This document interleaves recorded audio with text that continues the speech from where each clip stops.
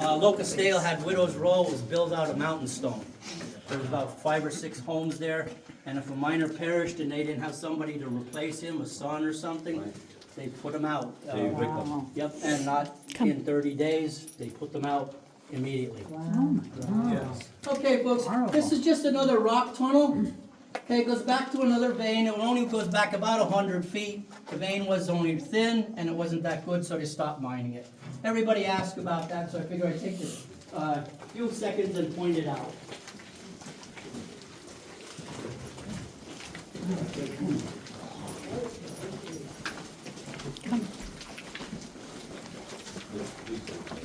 Okay, folks, this here opening is the most important opening in the whole mine.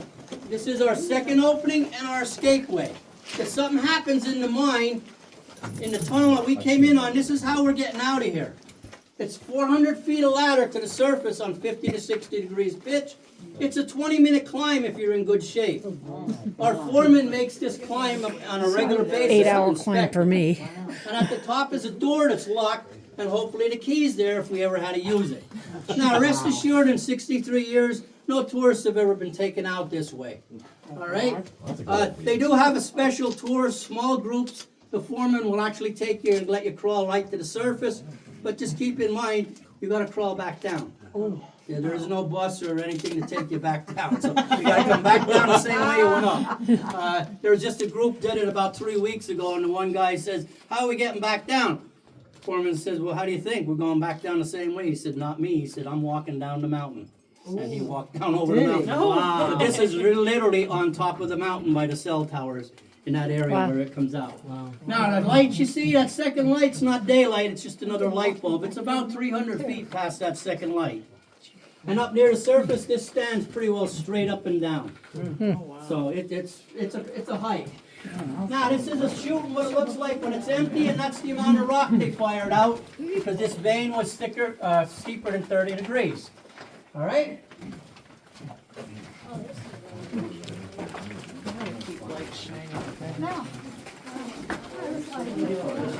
Come.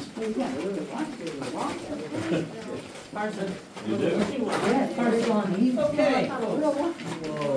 We look up from the bottom of a chute and a manway. Okay, this is what it looks like looking from the top down. 300 feet down is a gangway just like we're standing in, and 300 feet below that is a second gangway. So 600 feet down is the bottom of the mine in this section. Out at the end of the mountain, there was 2 levels below the 3rd level. They just didn't get them in this far. Now, these openings, the miners would bring one of these up every 500 feet to connect all the levels together for airflow and escapeways for the lower levels. Every other chute was stopped 50 feet below the gangway above, so we're walking on a 50-foot pillar of coal as we walk out the gangway. And it's been there for 100 years, so I don't think we have to worry about it falling. All right, we're going to walk in here.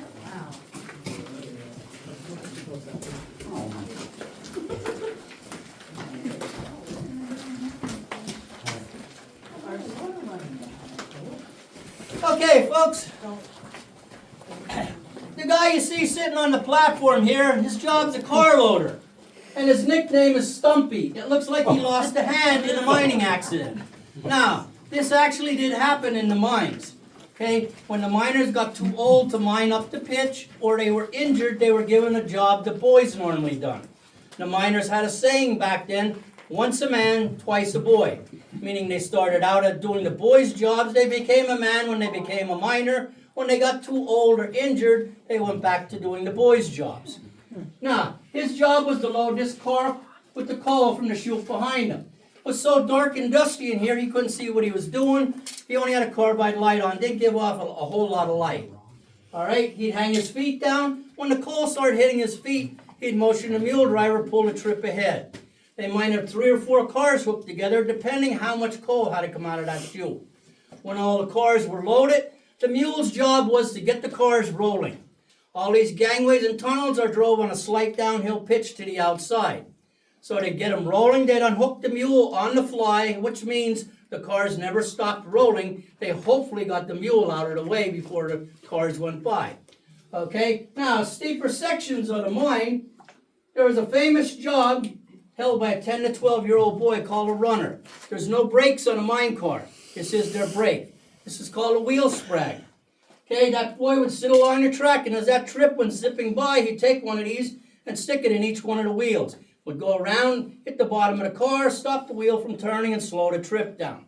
Now, they had pride in their work, and they always tried for a perfect score. So he might have to run alongside of that trip to get those last 2 or 3 wheels. Now, the gangway wasn't this well lit. That hole didn't have grading on it, okay? And there was a water ditch and timber laying all over the place. So it was a pretty dangerous job. And let's not forget, he's running alongside of a trip of cars that are probably going 15 miles an hour, because that's about how fast they went. So one wrong slip, and his day just turned really bad. Now, I'm going to show you what it's like for the lighting conditions they worked in, and I'm going to show you what pure darkness is like. You'll be able to touch your hand to your nose, and you won't be able to see your hand. All right? First, the lighting conditions. This here is about the amount of light they worked with. All right? Now, when their lights went out, this here's what they experienced. All right? All right, lights back on. Now, when that happened, you shouldn't relight your light in the mine's not a good idea. If there's methane there, you'll blow yourself up.